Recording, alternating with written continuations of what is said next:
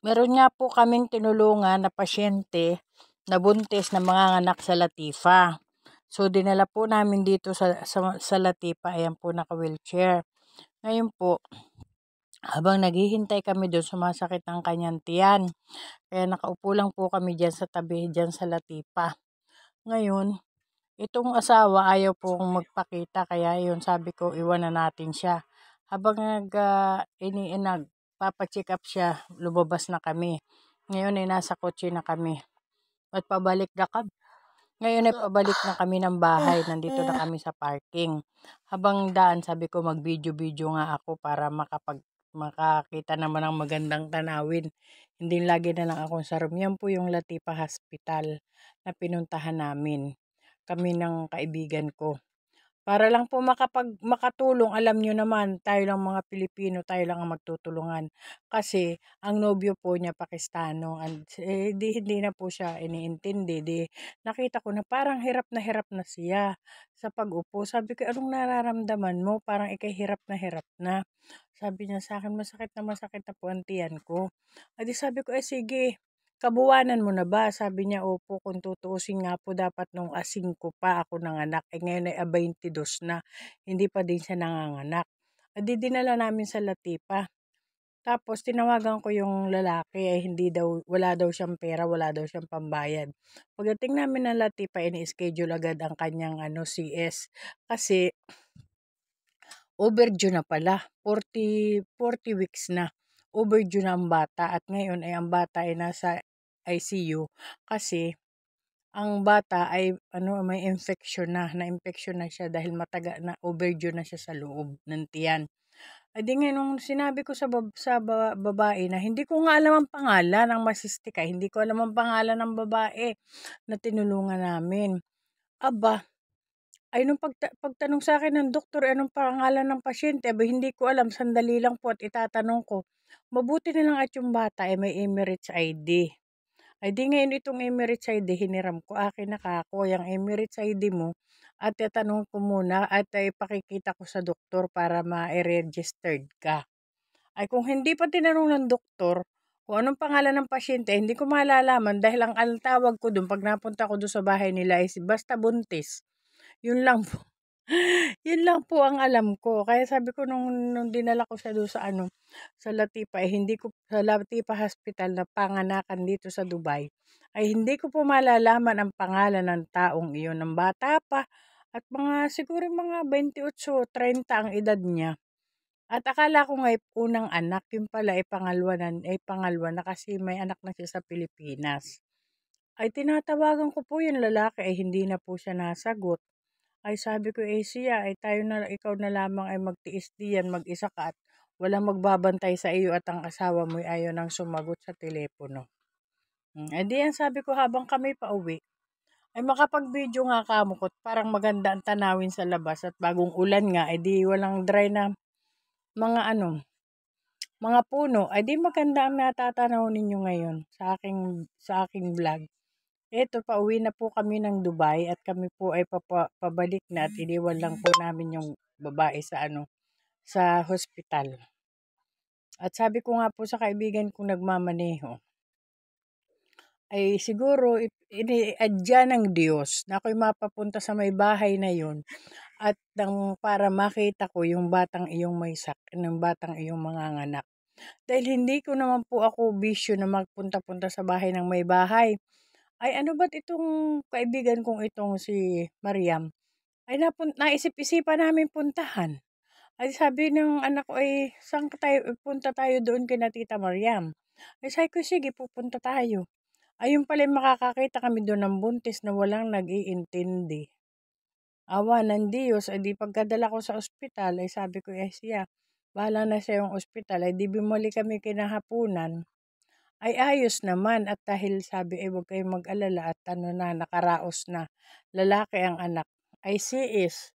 Ay kung babayaran nila ay 22,000 dirham. Kung babayaran nila, ay di ngayon ipapasok daw sa charity. Ay ewan ko kung ano mangyayari. Bahala na sila. Matatanda naman na sila, alam na nila ang tama at mali. Ay di bahala na sila doon. Aba, hindi ko nga po alam kung bakit kung bakit hindi na sinasagot ng lalaki ang aking tawag. At hindi din po nagpunta ng hospital at hindi na ako nakipag-usap. Biro mo nga naman yung babayaran mo 22,000, honey. Ay di ayun, siguro. Ay sabi ko, maiba nga po tayo ng pulong. Maiba nga po ng pulong ay talaga pong may mga ganyan tao. At ngayon po ay kami ay naglalakbay ng papauwi. At may dadaanan pa pong carlip itong kaibigan ko, siya nagka-carlip, yun po ang kanyang hanap buhay. Ay di may dadaanan pa daw po siya sa carlip niya. Kaya dito pabalik na po kami ng Dera. Doon po sa Kwan, doon po sa may lugar namin, doon ang punta namin. Habang kami naglalakad, habang naglalakbay, di naka-open ang aking video para matanaw ninyo ang kagandahan ng Dubai. Yan po ang papunta sa Dubai Land, yung daan na yan. Papunta po kami sa may IKEA. Sa likod po ng Festival City, ang punta namin para may susunduin daw po siyang car lift. Sa likod ng Festival City. Yan ang kagandahan ng Dubai. Ang mga, doon po sa pupuntahan namin ay meron po doong ginagawang bagong pinakamataas na building. Pinakamataas na building sa buong UE, sa buong mundo. Doon po ang punta namin ngayon sa may pinakamataas na building sa buong mundo. Hindi po yung Burj Khalifa, meron pa pong ginagawa ngayon ng pinakamataas daw na building sa buong mundo. Doon po ang punta namin ngayon. Doon sa lugar na yun. Yung by Howard, ano ba yun? Nakalimutan ko na yun, Greek. Nakalimutan ko na kung anong lugar dito sa Dubai yun. Yung pupuntahan namin. Ay paaanhim baga, di talagang ganun. Pag tutulong ka sa tao, ay minsan, ay mamasamain ka pa. Ay di ayos na rin na naman. Salamat na lang nga sa Diyos. At hindi ko nga po akalain na yung kapupunta ko doon ay siguro kinaloob din ng Panginoon na ako'y makapunta doon nang para alam ko. At para bubagang nangingitim-ngitim na air. Yung pala na masakit ng tiyan. Ay pagdating po man din namin ng hospital, ay binaak na agad siya. At sabi pa ng doktor sa amin ay dangerous na daw. Nung inire-registered ko yung pangalan niya, ay sabi ng doktor ay dangerous na daw, ba't daw ngayon laan dinala. Abay malay ko ba naman na yung batang yan ay dami namang kasama sa bahay. Ay ako lang napaawa po baga at naalaala ko ngayong aking mga anak sa Pilipinas na mga nagbubuntisan. Ay naalala ko baka nga mami wala man lang natulong sa kanila Ay pagkakita ko sa batang iyong buntis ay sabi ko, ining, anong nararamdaman mo? Sabi ako po'y masakit na antiyan. Ay di yun. Dinala ko na po sa ospital kahit na ako'y wala ding, sabi ko nga sa kanya, ikaw ining may pambayad man laan sa taxi. Ay sabi, meron naman po. Ay ayun, dinala ko. Ganun talaga ang buhay, hindi baga. O sige, paano man po ay katay. Ay parang wala naman pong ulan. Nung isang araw, ay sabi uulan na naman daw ngayong araw na ito. Ay maganda naman po ang langit ng aming pagkabiyahe. Wala naman pong ulan na dito sa Dubai, awa ng Diyos. At sana nga po hindi na umulan at grabe ang nasirang sasakyan, napakarami. Napakarami lumubog na sasakyan sa tubig. Ay hindi na po yung pakikinabangan, kawaawa naman yung may-ari. Kaya sabi ko sana may wag lang uulan. Ay maganda naman po ang langit ngayon. Pero sa sa balita ay uulan na naman daw ngayon araw na to. Ay wala naman pong ulan awa ng Diyos. Maganda naman po ang langit, maganda ang kapaligiran. At sabi ko maswerte naman yung anak mo at pag-uwi ay ang kapanganakan at wala namang ulan, walang hangin, walang sunstorm. Di mabuti naman at hindi na masyadong mamumroblema ang ina. Ay saka po baka sa isang araw ay kami pupunta naman ng Russell Kema para mamasyal doon. Ito po ang kagandahan ng Dubai Festival City. Yun po yung may IKEA, doon po kami sa may Festival City. Yan po kami nagpapasyal pag minsan. Pag minsan naman ay didinilaan kami sa aming bahay at wala pang ibang mapupuntahan ay ayun, doon po sa may Festival City, diyan yun sa may IKEA. Yan, diyan po kami lagi nagpupunta noon. At dire-diretso lang po yan papunta doon sa pupuntahan naming pinagtatayuan ng pinakamataas na building sa buong mundo. Yan po yung next sa Burj Khalifa. Yan po ang next sa Burj Khalifa, yung area na yan na pinagtatayuan. Ang pinakamataas na building dito sa buong mundo ay dito na naman sa Dubai. Tingnan nyo naman po ang kagandahan ng Dubai. Ngayon may bago na naman pong the tallest building in Dubai. Dito po sa may lugar na itong pupuntahan namin. So, ngayon na magiging sikat na naman Dubai. Kung hindi nga po umulan, ay di walang mga sirang sasakyan sa kalsada. Ay napakarami pong natirik na sasakyan. Yung mga nadadaanan po namin mga natirik na sasakyan, nadadaanan namin. Ay sabi ko, o yan, ang resulta ng mataas na baha nung araw. Kaya yan, kaya sila'y natirik sa daan. Dahil napakahaba na nga po ng aming nilakbay, maya-maya may titigil na sasakyan at nakatirik na. Dahil doon sa ulan na yun. Ay sana naman po hindi na uli mag-uulan para hindi na po mapurhisyo ang mga may sasakyan. At kawaawa naman po sila at naglalakad na din silang pagpunta sa trabaho. Lagi na lang po silang nakabas kasi nga nasira ang kanilang mga sasakyan. Kaya ngayon ay siksikan sa metro. At ang metro ngayon ay punong-puno, pila-pila dahil sa nangyari. Siksikan po sila. Dahil din nga po sa ulan ay ang lahat ng may sasakyan na nasira ay di doon na lang sila sasakay sa metro. Pag hindi sa metro ay sa bus. Kaya ngayon ay pila-pila ang nagbabas. Ayan ang nangyari yan sa Dubai. Pila-pila ang nagbabas ngayon kasi wala nga po silang kuwan. Wala po silang mga sasakyan ngayon. Awa ng Diyos naman po ay kami nakakaraos din kahit kami walang sasakyan. At di ito, papasyal-pasyal lang po kami kahit wala kaming sariling sasakyan. Nakikisakay lang po kami sa kaibigan ko na may sasakyan. Ayan, para makita nyo naman ang kagandahan ng Dubai papuntang Festival City. Yan po ang daan papuntang Festival City para magkaroon po kayo ng idea what is Dubai. Yan po ang Dubai. Tingnan nyo naman ang ganda kahit na disyerto, maraming bulaklak sa kalsada. Yung mga bulaklak na yan po ay alagang-alaga dito. Ayan po sa amin ay damo lamang. Ay dito ay alagang-alaga yung mga bulaklak na yan at ayaw nilang matatapakan at tingin magmumulta pag natapakan mo. Ay sa atin diyan sa Pilipinas, ayan po ay kuwan damo lamang sa kalaan. Ay dito ay alagang-alaga nila at pakadilig-dilig nila yung mga damong iyan. Tingnan mo nga naman ang iba-ibang uri ng mga tao. Kung sa atin lang ay sige, hayaan mo lang yan, ganyan. Abay dini, alagang-alaga ang mga iyan. Hindi mo makikitaan ng may hahakbang diyan sa mga damong yan. Hindi pwedeng hakbangan, hindi pwedeng tapakan.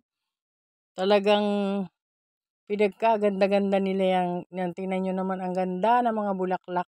Yan po ang papuntang Festival City. Yan. Oh.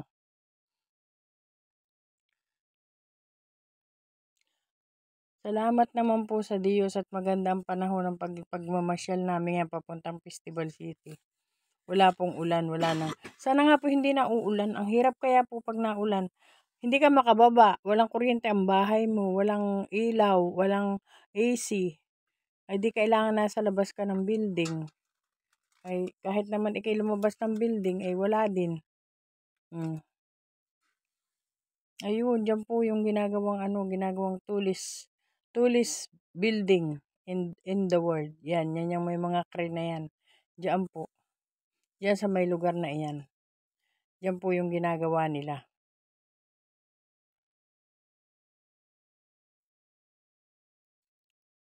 May susunduin po dyan ang kaibigan ko eh. Diyan po ang kanyang ang susunduin nila. Diyan po siya susundo ng mga kasamahan namin. Ng mga kasamahan nila. Yan, diyan po siya susundo. Malayo-layo pa rin po. Dami na naman pinagagawang mga building dito sa bagong lugar na ito. Sa pagtatayuan ng the tallest building in the world. Ang dami-daming building na ginagawa. Daming construction na mga ginagawa ngayon. Kasi nga siguro dahil para manalo na naman ang Dubai sa pinakamataas na building sa buong mundo. Kaya ganyan. Pahapon na nga po yan nang ako'y makarating diyan sa lugar na yan. Kay layo-layo. Kay layo-layo po niyan, yung yan, ng lugar na yan. Kaya nasa stoplight po kaya kami nakahinto, kami na stoplight. Pagka layo-layo niyang lugar na yan, hindi ko nga alam kung bakit natukyan niya ng kaibigan ko eh. Diyan siya may susunduing kaibigan nila, kaibigan namin. 3 silang magkakasama. Kaya, diyan lang sila lalabas yan. Diyan sila na sinusundo. Yan. Tingnan nyo naman ang gaganda ng Dubai. Ang ganda ng mga building. Mga bago pa yan. Wala pa diyang nakatira. Mga bagong building pa lang yan. Yung mga magtataasang building na yan. Mga bago pa lang po yan. Yan yun. Diyan yung mga lugar na pagtutatayuan nila. Mga bagong building pa lang yan. Diyan sa loob na yan. Ang parang may diyan po yung tatayuan ng pinakamataas na building. Wala pa pong mga tao diyan sa mga building na yan. Ay paano pag nagkatao pa yan? Di punong-puno na naman ang Dubai. Pero mamahalin po yan, yung mga building na yan, mga mahal. Sabi nga po ng kaibigan ko, yung bawat isa daw po dyan ng isang building, kung bibilhin mo ang isang flat, kumbaga man isang unit, ay 1.8 million dirhams pag binili mo ang isang units dyan. Ayan na, sakit sinikat ko po yung nalubog na araw. Yung isang units daw po dyan ay 1.8, 1.5. Yung studio flat daw po, yung studio ay 1.5. Pag 2 bedroom ay 1.8 o 1.9 million ang halaga ng bawat isang units. Kasi binibinta po nila yan, hindi na nila pinaupahan yan, bintahan na. Kaya kung yung mga investor, kapag mag-invest sila, tapos babilhin nila, tapos paupahan nila sa iba. Ganun. Parang style din sa atin, sa Makati. Pag may bibili ng mga units ng condominium, ibibinta nila sa mayayaman, tapos paupahan naman ng mayayaman sa ibang tao. Ganun. Ganyan din po yan. Yung mga building na yan. Hindi po yan pinaupahan ng by units. Binibinta po yan ng by units sa mga mayayamang investor. Pagkatapos ng mayayamang investor, paupahan naman po nila yan sa mga mahihirap na kagaya namin. At hindi ko po alam kung magkano ang paupa nila. Diyan. Sa mga bagong building na yan. Siguro yung mga 100,000 a month or 90,000 a month o 120,000 a month. So pag naka-isang taon ay di ba na yung 1.5 million nilang ibinayad? Di ba? O habang panahon nilang pagpapaupahan yan, yung mga building na yan, hindi naman po yan pang isang buwan lang, pang isang taon. Ay pag may nangupahan dyan ng 3 taon na kontrata, ang puhunan nila ay 1.8. Ay di kay bawin-bawi na sila. Bawin-bawi na sila sa sa kanilang paupa na sa bayad nila na 1.8. Ay sa isang taon sa 100,000 a month. O ay di kay sa isang taon ay 12,000 a month na. Ay 120,000. Oh. Ay pag nagsilimang taon ay di bawin-bawi na sila sa 1.5 nila. Tingnan mo naman bagong-bago ang mga building na yan. Hindi daw po yung pinaupahan ng individual na binibinta daw po yan lahat. Ibinibinta nila ng 1.8 million, 1.9 para hindi daw po lugi. Kasi pag daw po ang real estate ay kinuha yan lahat at pinaupahan yun. Bibilhin niya ng isang developer ng real estate. Bibilhin nila. Ang bawat isang unit ay 1.5. Tapos paupahan po nila sa mahihirap. Kaya po ang lahat ng developer dito at saka yung mga sa properties, ang yayaman nila. Kasi yan yung malalaki yung mga building dito na bagong kinukuha nila. Mayaman ang mga tao dito. Sa dami-dami ba naman ng tao ditong mangungupahan, hindi ka talaga malulugi sa dami ng pangungupahan mo dito. Ayan, nakarating na po kami dito sa pagsusunduan ng kaibigan ko sa kanyang mga kliyenteng mga pasahero. Dito na po kami. Dito na po kami sa kanyang sa kanyang kaibigan sa Creek, ano ba 'yan? Yan, diyan po yung pangalan ng ng eskwelahan ng bata na pinagtuturuan ng mga 3 Pilipinang susunduin niya. Yan, diyan po. Diyan po yung mga Pilipina na susunduin ng kaibigan ko. Yan po namin hihintayin. Sa Maples the Beer. Maples Beer, ang pangalan po ng eskwelahan ng mga kinders, ng mga nurseries. Diyan. Diyan sa lugar na yan. Diyan sa building na yan, sinusundo ng kaibigan ko ang kanyang mga kliyente. Tignan nyo naman po yan. Pati bisikleta ng bata.